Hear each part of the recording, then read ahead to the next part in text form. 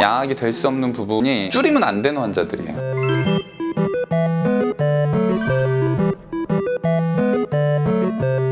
안녕하세요. 나오미 구강암외과의 서백권 원장입니다. 안녕하세요. 이혜경 실장입니다. 실장님, 오늘은 무슨 주제로 얘기를 하죠? 사실 우리나라 사람들 중에서 긴 얼굴로 고민하시는 분들이 좀 유독 많은 것 같아요. 동양인 중에서도 우리나라 사람들이 긴 얼굴이 많다고 들었던 것 같아요. 저는 이제 성형외과 여러 가지 분야에서 있으면서 양심적으로 그 성형으로 될 게 아닌데 긴 얼굴로 고민해서 오셨을 때 양악 같은 수술을 하셔야 해결이 될 것 같은 긴 얼굴인데 아무래도 좀 이제 겁이 나는 부분도 있고 지식이 없으셔서 다른 수술로 긴 얼굴을 해결하고자 오셨던 분들한테 이제 양악으로 되지 않는 긴 얼굴도 있을 거예요. 그런 경우는 어떤 게 있을까요?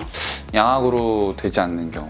양악으로 되지 않으면 다 안 됩니다. 너무 단호박인가요? 반성하세요. 네, 원래는. 근데 양악이 될 수 없는 부분이 줄이면 안 되는 환자들이에요. 중안면부를 줄이면 안 되는 환자들. 그러니까 이가 보이지 않거나 비율이 너무 맞지 않는데 이도 안 보이게 되면 너무 나이가 들어 보이게 되거든요. 그 다음에 너무 나이가 많아서 한 40대 이상 정도 되는데 보면은 살이 좀 많이 처질 것 같아요. 그런데 30대 초반까지만 되더라도 어떻게든 리프팅이나 그런 시술이 들어가면은 살처짐을 많이 개선시킬 수 있으면 수술을 하지만 그렇지 않은 경우들, 나이가 좀 많으신 분들은 좀 안 되죠. 하지만 양악으로 줄일 수 없으면은 제가 보기엔 어떠한 수술로도 줄이기 힘들어요. 제가 사실은 일반 성형외과 모발 이식을 하는 성형외과 그리고 뿌띠 시술을 하는 쪽에서 있었던 적이 있는데 다양한 시술이나 수술로 긴 얼굴을 해결하고자 오시는 분들이 많아요. 중안면부나 하관이 긴데도 불구하고 전체적인 이제 긴 이미지를 줄이기 위해서 이마를 줄이시는 분들이 있어요. 이마 축소를 한다거나 모발 이식을 한다거나